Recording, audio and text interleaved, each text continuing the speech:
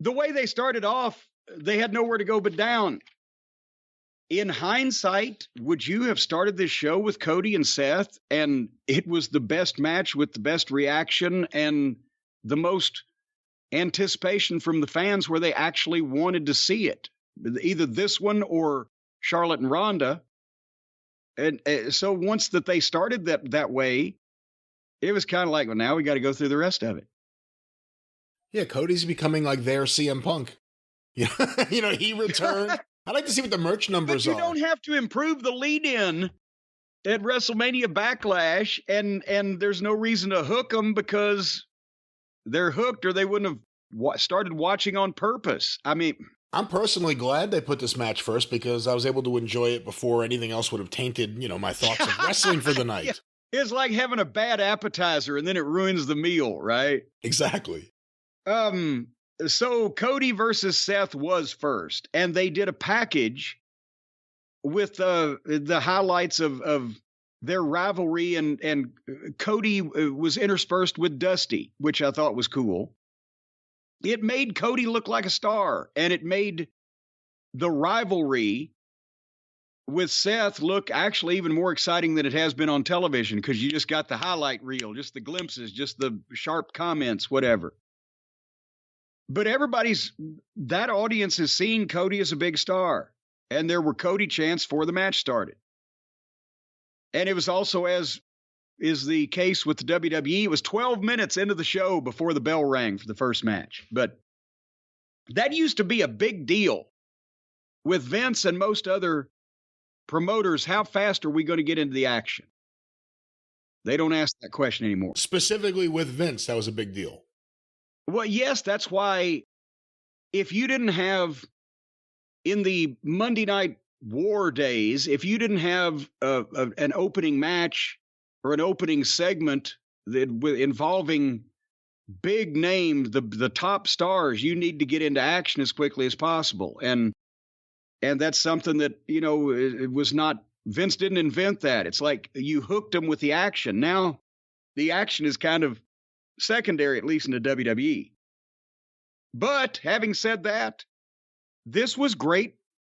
This was a great wrestling match, and they put it together perfectly, because even from the start, Cody would do a few things, but Seth would take over. Seth would piss him off and then run. Cody's temper would flare for a second, but Seth would get back on him. He took a great spinning clothesline bump on the floor, Cody did, and they kept him in the position where he was selling and fighting from underneath. He'd make a little bit of a comeback, but like one time he made a little comeback and went for the Cody cutter, and Seth pushed him over the top rope. Great timing on that. And they put it together so that the people would have to wait to see Cody open up all the way, which is what they were milking. And Rollins was aggressive. There was that one superplex where everybody is just going ka-flump flump on the superplexes these days. The landing looked a little rough. It looked a lot rough. It looked like he landed on his leg and hip. And I don't know. I've seen that several times here lately. But they traded chops looking like they meant it, not standing there like, come on, hit me harder and I won't sell it. And then they started going into false finishes. The Cody cutter got a big pop. But they went back and forth, kept up a good pace. Seth Rollins' frog splash. Jesus Christ, he must have been 12, 13 feet in the air. But they would sell some things in between these deals so that it wasn't just constant boom, boom, boom. Again, Seth does the superplex, and then Cody immediately drops behind him and does the crossroads. Why do they even do the superplex anymore? Either it's an awkward landing or nobody sells it. But that's the only problem I had with this match, is just everybody just walks right past the superplex anymore. But again, they had pops. The people were with it on their false finishes. They're going back and forth. And finally, a perfect finish for this. Seth went for the roll-up and had the tights, and Cody rolled through it and pulled the tights himself. Gave the heel a taste of his own medicine. 1, 2, 3. Perfect finish. Cody won as he had to. Seth Rollins, the heel, has an out that he was beaten through nefarious means, but the babyface did it because the heel was trying to do it first. Nobody just got beat flat and buried like is so common these days. And the match was over 20 minutes long and didn't get old because it made sense. So,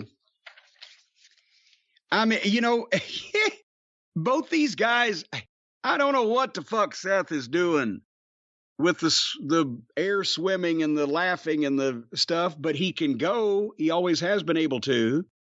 And Cody, what he does best is better in this environment than it was over with the trampoline cowboys, because they're waiting to see flips, and he does a few of them, but only when it makes sense. And he's about the presentation and the way the logic of the match and how it's put together, and that shines better in a WWE environment. And he doesn't have the group with him around his periphery to get all the heat on him. What'd you think? This was the best thing on the show, right? I thought this match was excellent. It was the best thing on the show. It was one of the best matches we've seen in a little while. These two work great together. Just two matches we've seen, they work great together. It looks like a struggle. That's one of the best things about Cody, is his ability to make things look like a struggle. He sells getting hit. He sells going down in a way that looks legit. He never comes out of a match where he doesn't look dirty and messy and like he's just been through a fight. Yeah. And he was marked up on this one too. He had, where he took that Bret Hart chest first into the buckle, he had rope marks on his upper arms. Although he does look a little disappointed when he comes out and he realizes he didn't rise through the ground. When he just walks through the thing, there's a look on his face like, ugh, I should be coming up through the ground. You don't know what Seth Rollins is. Have you ever seen someone on acid dance to music that isn't there? It's maybe almost like that. It's almost maybe like that, but it's more like PCP. So that's the way I'm trying to think of it now. Seth freaking Rollins, the character, is a man on PCP who happens to be a professional wrestler. If you see it like that, it actually makes a whole lot of sense. It makes more sense he's on PCP than anything else that explains his character. Well, and that's true, I guess, because remember they put that memo out that they're no longer testing for PCP in the wellness program. We call him the Angel Dust Kid. How about that? That'd be a good name for him. But all kidding aside, excellent match. These two really work well together. I'm glad they didn't have Cody lose right away, because that was the fear of a lot of people. And you can understand why. He won the first match, WWE booking. He'll lose the second match. Well, no, remember I was saying last week how Cody's not going to lose, so is Seth going to lose again? And I was afraid it was just going to be flat, but at least this was, as I said, that finish made all the difference. And now Seth, the heel, has in his own mind a legitimate gripe, but people saw him get a taste of his own medicine. But it's just the way that you subliminally take it. He has an out. That was perfect. Did you see later in the show they had a promo package for SummerSlam in, I think, Vegas, right? And it was at a stadium, and they had Cody Rhodes actually doing the whole video, hosting it and talking about SummerSlam. Yeah, he's the guy right now, and everything that's going on, to me, indicates that Vince is loving whatever he's doing, because they're letting him do all that he wants to do of it. Well, you said something before that was really interesting, because it was so true. It was downhill from here. It was, Lance.